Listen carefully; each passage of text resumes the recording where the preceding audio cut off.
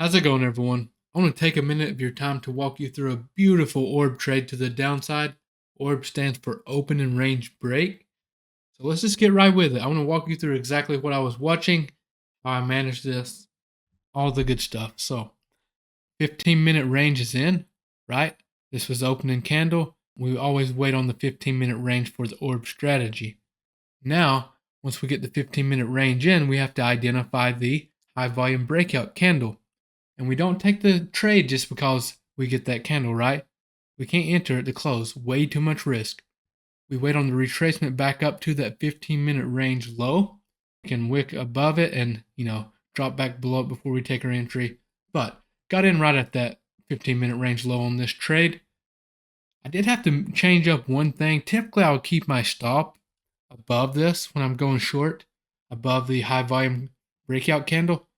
I couldn't because there's too much risk on this trade.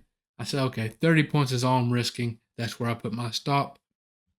Light size, I even lowered my position size for this trade, given the fact that there was higher risk. We got in, as you can see, very little drawdown, nearly perfect sniper entry.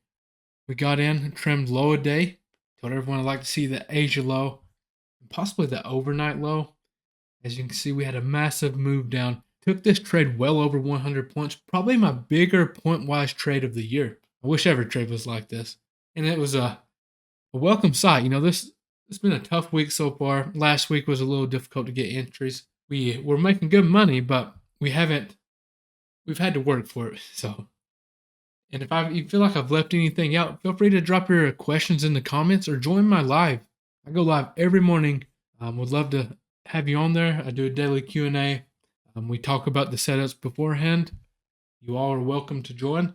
But yeah, I think that's it. Hopefully I see everyone during the live in the morning. Peace.